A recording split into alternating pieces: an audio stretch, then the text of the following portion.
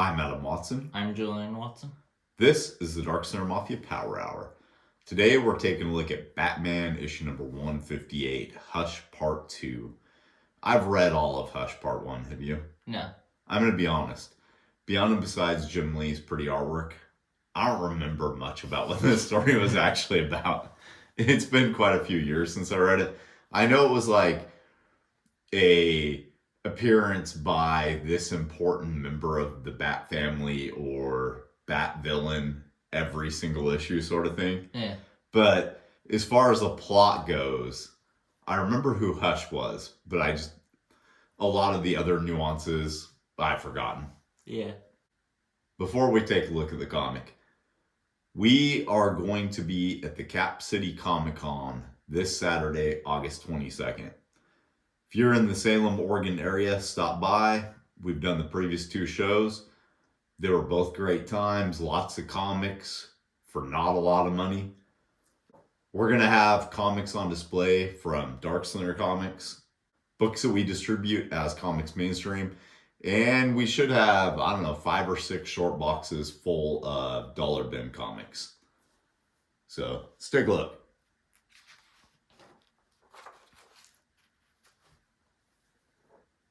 Starts off with Batman heading to the reservoir where the Joker is replaying one of his old hits.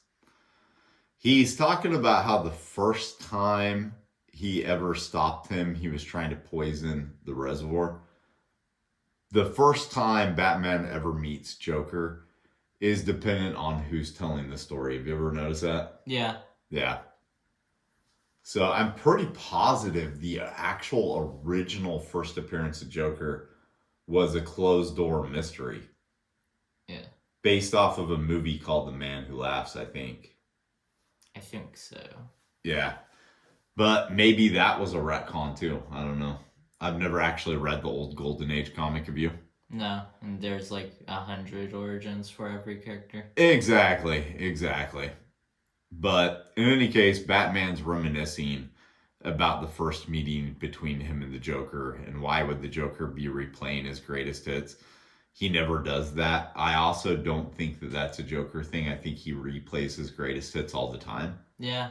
Yeah, they use the same plot lines for the Joker a lot. Yeah. The fish look cool as hell, though. Yeah.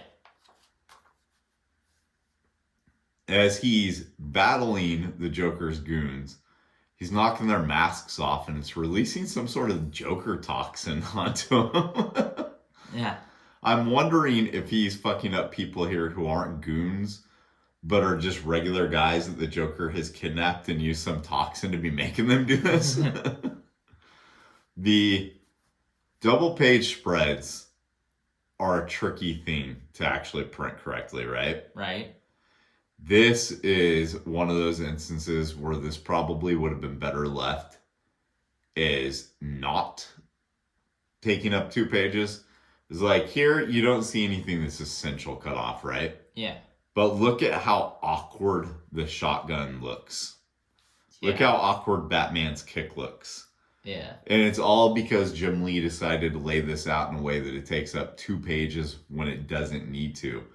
This could be 2 pages without having an interconnected middle part. Yeah.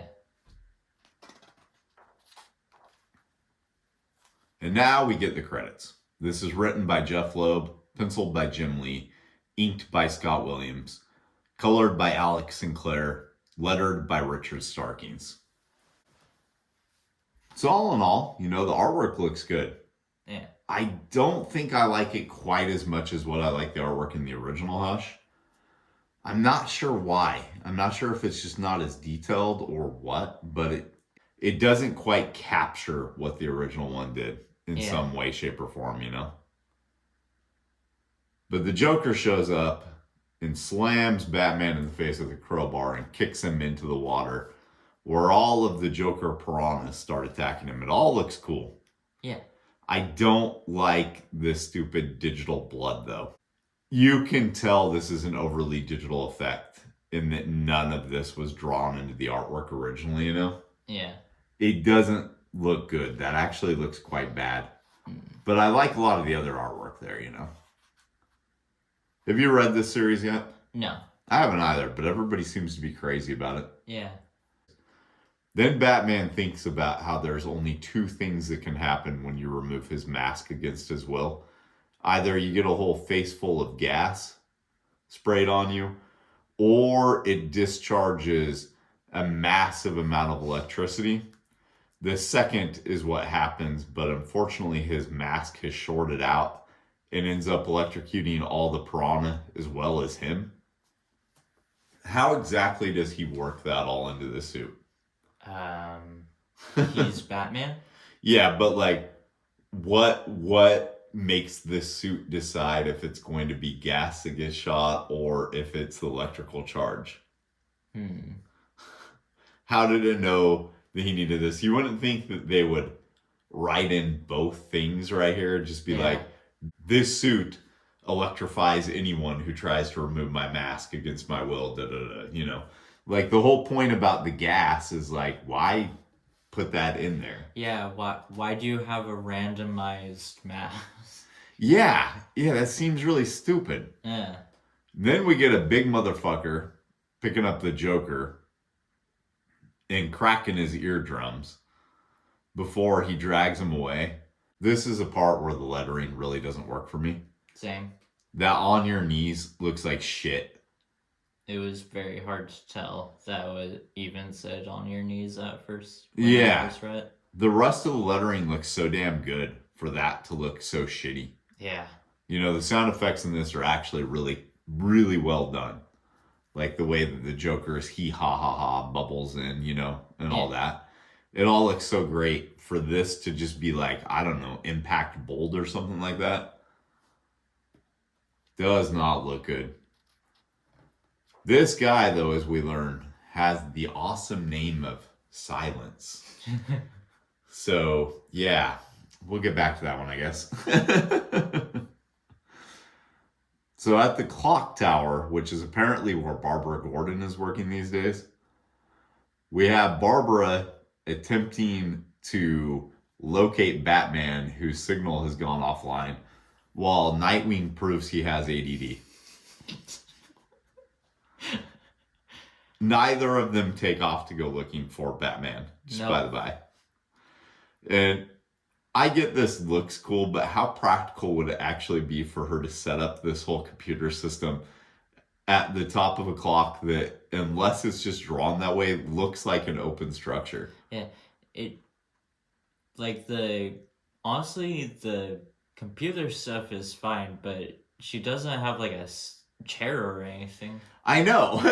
Like, that's gotta be uncomfortable. Yeah, she's just working on a laptop or a tablet, or what's going on here? No idea. What do you think about this, Superman? Does that interest you at all, that ad? Yeah.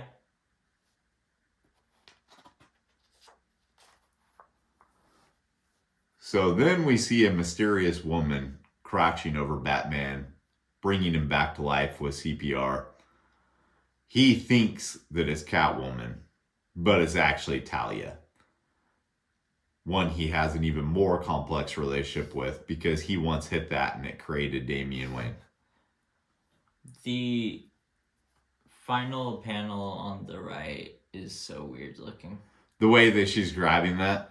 No, the way that Batman is looking upwards. You mean because of what he's staring directly at, or what?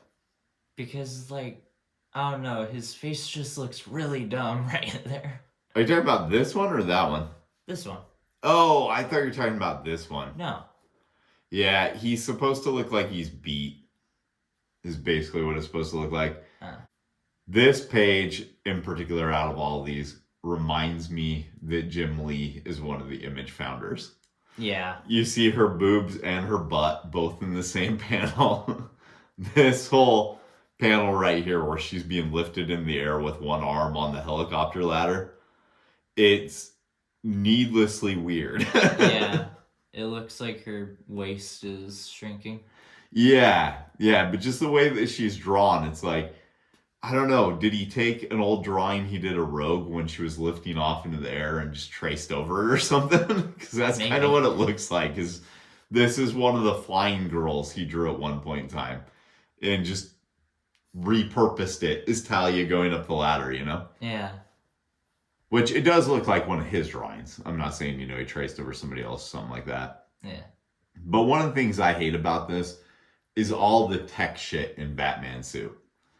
I know it's an established thing now that Batman has contact lenses that do this and that, but at what point is he just DC's Iron Man if you keep doing all this shit? He's supposed to be the best because he's smart and he's got all the martial arts training and all this, but this shit doesn't look like armor. It looks like circuitry. Yeah. And I get he's supposed to be hella rich and all that, Like, I understand all that.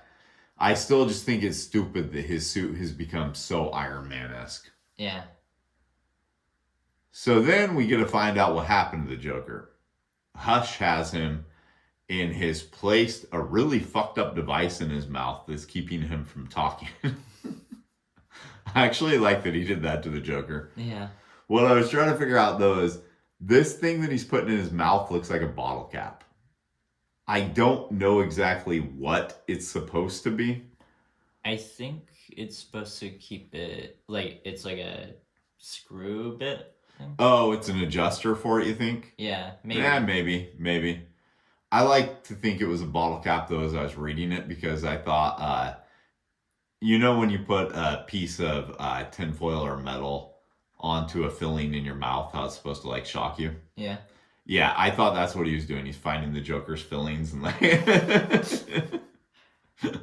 So Hush decides he's going to kill the Joker in the most asinine way possible by spinning him around on a wheel while he throws scalpels at him, hitting all of his major arteries deep down in such a way that he might bleed out in 2 hours or 3 hours or maybe even a full day. So don't really know what the point in that is exactly, but I do like that he's torturing him like this. Yeah. And this is where we find out that Silence is Hush's sidekick. He's the one who's named him Silence. So, Hush and Silence.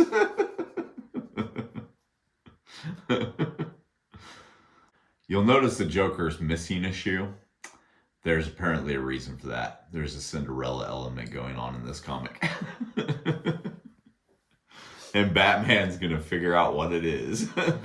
Back in the Batcave, he's wondering how the Joker could have so perfectly shorted out his costume. He must have known the exact spots to hit. He hit you in the head with a crowbar. Yeah. If the circuitry in your suit can fuck up and shock you by being hit in the head with a crowbar, maybe don't go up against the guy who has a history of hitting people in the head with crowbars. Yeah. Once again, we see how his suit is starting to look more Iron Man-esque, Like the gauntlets he's wearing. Yeah. They're so damn metallic looking and like Iron Man looking. I don't know. I don't know why that bothers me. It just does. Because every superhero is just becoming tech at this point. Maybe. Or maybe it's because Batman's supposed to rely so much on skill, and I think that the bat suit should just be armor. Yeah. Not like this high-tech whatever. I don't know. It's probably because I find it boring, though, more than anything. Yeah. So while he's looking at his old suit, Barbara and Dick pipe in, announcing that he's been offline this whole time, which he didn't know. And before they can tell any of the many other Robins and Batgirls, which I do like that they mention there's so many other Robins and Batgirls. Yeah. He decides to take the whole network offline because it's been compromised. And then he looks at the Joker's shoe and realizes that he's Prince Charming and he must go find his Cinderella. I do like the look of the Batmobile. Where I don't like his suit to be over-teched out, I do like the Batmobile and all that to have like a lot of technology on it. Yeah. I know that's kind of weird in a way, but... So, Batman figures out the exact components on the shoe. Of course, because, greatest detective, that part makes sense. Yeah. And figures out that it's all an abandoned amusement park. So he heads there and finds a scarecrow of Jim Gordon that has maggots all over it. If I were him, I would take the scarecrow mask off and find out if that's actually Jim underneath this thing. Yeah. Because whatever the hell is under this has actually attracted maggots. Yeah. So it's something, and it's something not good. But instead, he just keeps charging forward. And once inside, he's treated to a whole bunch of robotic Joker shooting arms. The Joker seems to be just as good with robotics as Batman is. But what he builds can be taken out with batarangs. This panel is nowhere near what I would expect of somebody at Jim Lee's level. Yeah. Yeah, this is actually a really shit action shot.